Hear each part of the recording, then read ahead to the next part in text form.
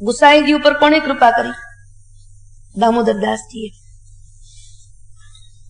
એવી જ રીતે વૈષ્ણવો વલ્લભકુળ ઉપર કૃપા કરે ને વલ્લભકુળ વૈષ્ણવ ઉપર કૃપા કરે. આ બંનેની પરસ્પર કૃપા થાય ત્યારે એક સુંદર પ્રેમનો પટ તૈયાર થાય. કપડું બનાવવું હોય તો તાણો ને વાણો બે ભેગા કરવા પડે. એકલો તાણો પહેરાય, એકલો વાણો ન પહેરાય. તો વલ્લભકુળ અને વૈષ્ણવ આ બંને ભેગા મળી પુષ્ટિ માર્ગના રસનો અનુભવ કરે છે. બિંદુ સૃષ્ટિ ને નાદ સૃષ્ટિ, અને એમાં પણ ભલે બ્રહ્મ સંબંધ આપવાનો અધિકાર શ્રી મહાપ્રભુજીએ પોતાના વલ્લભકુળને આપ્યો, પણ વલ્લભકુળ ઉપર પણ વૈષ્ણવો કૃપા કરે તો જ પ્રભુ કૃપા કરે છે.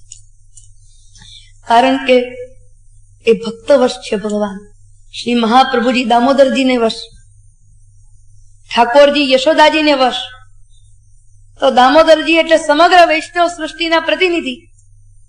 તો એ જો ઠાકોરજીને કૃપા કરી પોતાના બંધનમાંથી થોડા ઢીલા કરે તો બીજાના બને. આ જ પ્રસંગમાં આવશે કે ગુસાઈજીને એક જ વ્યક્તિએ ઠપકો આપ્યો છે, અને તે કૃપાનાથ ये मार्ग खेलवे कूदवे को नहीं तापक क्लेश को है. એટલે અહીંયા વૈષ્ણવો અને વલ્લભકુળ આ બંનેનો પણ નિત્ય લીલાનો સંબંધ છે, તમારો ને અમારો. એટલા માટે તમે જોશો કે ગુરુ અને શિષ્ય એવા ભાવો વધારે આમાં નથી. નિત્ય લીલામાં ઠાકોરજીની જેટલી સખીઓ છે, જે યુથેશ્વરીઓ છે, એ બધાનું એક સ્વરૂપ આ વૈષ્ણવોનું છે ને બીજું સ્વરૂપ વલ્લભકુળનું છે.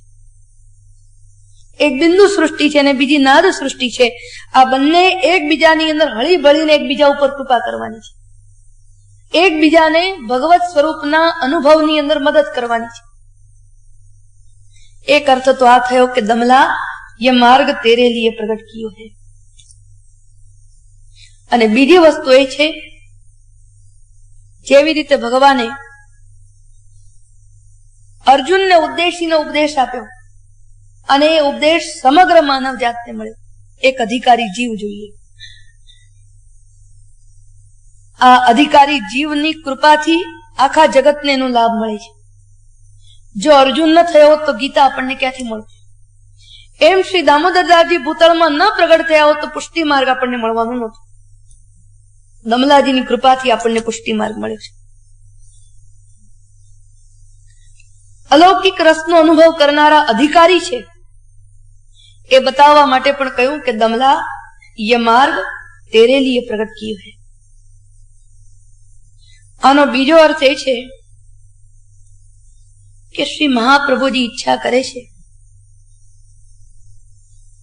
કે દામોદરદાસજીના હૃદયમાં પુષ્ટિ માર્ગ પધરાવું અને શ્રી દામોદરદાસજી કૃપા કરી આ સમગ્ર વૈષ્ણવ સૃષ્ટિના હૃદયમાં પુષ્ટિ માર્ગનું સ્થાપન કરે. એનો અર્થ એ છે વૈષ્ણવજનો કે જ્યાં સુધી એક વૈષ્ણવ પર બીજા વૈષ્ણવની ભગવદીય વૈષ્ણવની કૃપા નહીં થાય ત્યાં સુધી પણ પુષ્ટિ માર્ગમાં તમને સાચો અર્થ નહીં મળે. જેમ વૈષ્ણવ ઉપર વલ્લભકુળની કૃપા એમ વૈષ્ણવ ઉપર વૈષ્ણવની પણ કૃપા. તાદૃશ